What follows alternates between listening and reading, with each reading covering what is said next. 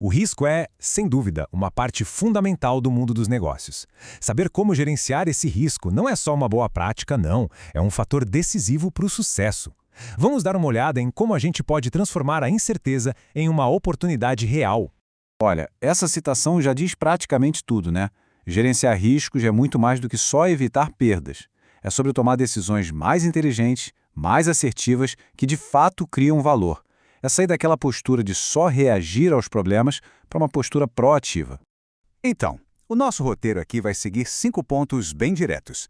A gente começa entendendo o que é o risco em si, depois falamos sobre por que precisamos gerenciá-lo, detalhamos as etapas desse processo e aí sim a gente mergulha na norma ISO 31000 e na sua versão mais recente.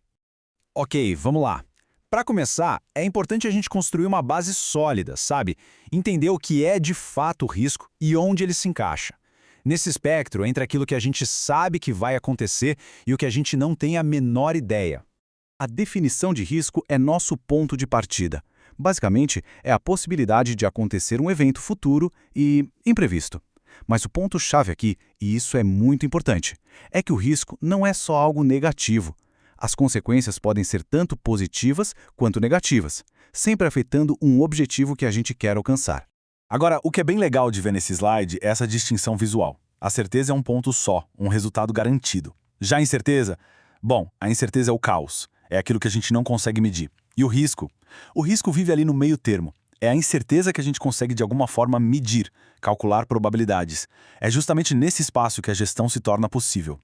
Bom, se o risco pode ser medido, então ele pode, e claro, deve ser gerenciado. Vamos ver agora como isso deixa de ser só uma ideia e se transforma numa disciplina, num processo formal. É fundamental entender que a gestão de riscos não é uma ação pontual, que você faz uma vez e pronto. Não, é um processo metódico, organizado e, acima de tudo, contínuo. É quase uma cultura de melhoria constante, que busca não só diminuir perdas, mas também, e isso é crucial, maximizar os benefícios e as oportunidades. Tá, mas como é que esse processo funciona na prática? Ele se divide em 3 etapas principais, que são bem lógicas e formam a espinha dorsal de qualquer boa estratégia de gestão. A identificação, a avaliação e, por fim, o tratamento do risco. E essa imagem ilustra a simplicidade por trás do conceito de uma forma brilhante. A gestão de riscos, na sua essência, é a soma da identificação e avaliação, com o tratamento. É um ciclo. Primeiro você entende o que pode acontecer e depois decide o que fazer a respeito. Simples assim. Vamos detalhar um pouco mais. O primeiro passo é a identificação. O objetivo aqui é bem claro: mapear de forma sistemática todos os riscos que importam, usando técnicas como análise SWOT, brainstorming, entrevistas. Depois de identificados, a gente passa para a avaliação, que é onde vamos analisar esses riscos para entender o impacto que eles podem ter. E essa avaliação pode ser feita de 2 maneiras. A gente tem a análise qualitativa, que usa palavras e escalas como numa matriz de risco para medir a grandeza das consequências. Por outro lado, a análise quantitativa vai mais a fundo. Ela usa modelos matemáticos, probabilidade, para dar números, para quantificar mesmo essas consequências. Depois de avaliar, vinha a hora da decisão. E existem basicamente 4 respostas que a gente pode dar a um risco. A gente pode mitigar, ou seja, reduzir a chance dele acontecer, ou o impacto. A gente pode evitar, que é mudar os planos para eliminar o risco de vez. Pode-se aceitar o risco, quando o custo para resolver é maior que o risco em si. Ou, por último, a gente pode transferir, como quando se contrata um seguro. Bom, com todos esses conceitos e etapas, é natural que surja a necessidade de uma padronização, de um guia. E é exatamente aqui que entra a norma internacional ISO 3100. A ISO 31000 é muitas vezes chamada de norma das normas. E por quê? Porque o objetivo dela é fornecer diretrizes universais, genéricas, que podem ser aplicadas para gerenciar qualquer tipo de risco, em qualquer tipo de organização, de qualquer setor. Essa universalidade é a grande força dela. E vamos ver como essa norma evoluiu. Olha só, esse slide mostra bem a mudança da versão de 2009, que era um processo mais linear, para a versão de 2018, que adota um modelo cíclico, dinâmico.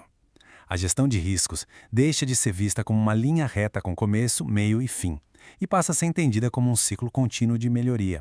Agora vamos focar nesse modelo mais atual, o da ISO 31000 de 2018, para a gente entender como esse ciclo dinâmico realmente funciona na prática. Esse diagrama aqui é basicamente o coração do processo da norma. Essa estrutura circular não é à toa. Ela reforça essa natureza contínua, que se repete, da gestão de riscos moderna. Vamos passar por cada um desses componentes.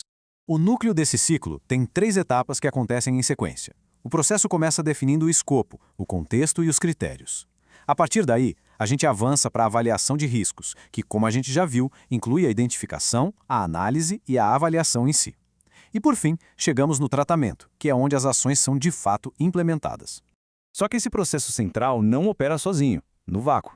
Ele é todo sustentado por 3 atividades que acontecem o tempo todo: a comunicação e consulta com as partes interessadas, o monitoramento e a análise crítica para garantir que tudo está funcionando, e o registro e relato para documentar e gerar aprendizado. Então, o ponto crucial da versão 2018 é a integração. A gestão de riscos não é mais vista como um departamento isolado. Ela se torna uma parte viva, dinâmica, contínua da estratégia e das operações em todos os níveis da empresa. E a gente conclui, então, que a grande força da ISO 31000-2018 é a sua flexibilidade. As diretrizes dela funcionam e podem ser adaptadas para qualquer tipo de organização, seja uma clínica médica ou uma empresa de varejo. O desafio, claro, e a responsabilidade de cada empresa é justamente traduzir essas diretrizes para a sua própria realidade. E isso nos leva a uma reflexão final.